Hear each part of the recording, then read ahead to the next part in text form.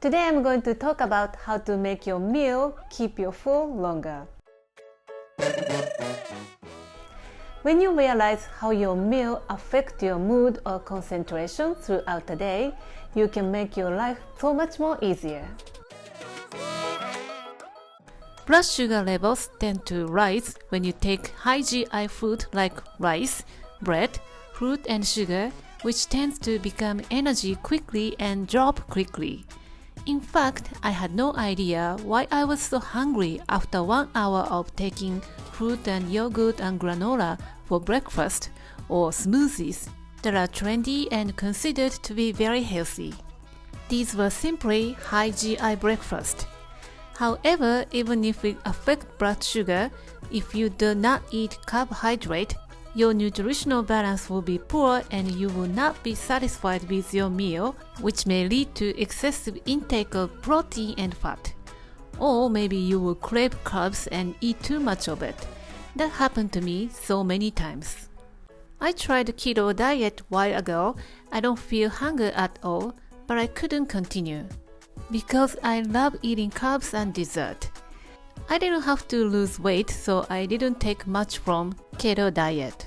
As I said, I went back to the Japanese diet after trying various kinds of diet to find out the best diet for me.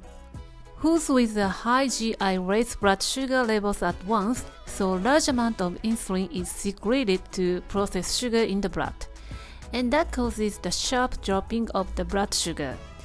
That makes us so uncomfortable and sometimes we get a hypoglycemic attack. On the other hand, foods with a low GI, sugar is taken up gently and the blood sugar level rises slowly so that tissues absorb sugar without secreting too much insulin. Thus, knowing low GI food that gently take up sugar is very important for a healthy life. The slow absorption of carbohydrate is essential for our health. In the Japanese diet, combining protein-rich meat and fish and eggs and soybean products like tofu and vitamin-rich vegetables and a moderate amount of oil and fat makes us satisfied and keeps us healthy. Here is the 5 Japanese diet secret. Take various kinds of food, ichiju sansai. As mentioned in the high GI and low GI, some foods raise blood sugar levels while others do not. Combining foods that do not quickly increase your blood sugar level or replacing it with a generally considered low GI. Second, stick to the order of eating.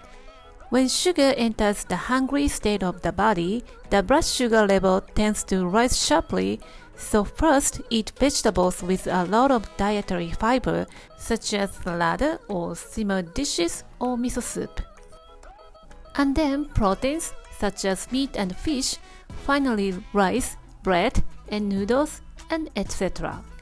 I think many people are practicing the method of slowing down the absorption of sugar in this order of eating.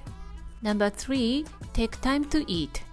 It takes about 20 minutes from the start of eating until the satiety center of the brain works. If you chew slowly and eat well, you will not overeat before the satiety center works and digestion will slow. It can slow down the absorption of sugar. Number 4, regular eating habit. It is known that the lifestyle-related effects also affect the blood sugar levels. Try to adjust your daily rhythm, such as making meals at the same time every day as much as possible. 5. Take vinegary side dish. Vinegar suppresses the rise in blood sugar level. We often take a vinegary side dish called sunomono. This is a powerful tip for you to start today. I will show you how to prepare a Japanese meal even if you don't have enough time to prepare. See you in the next video.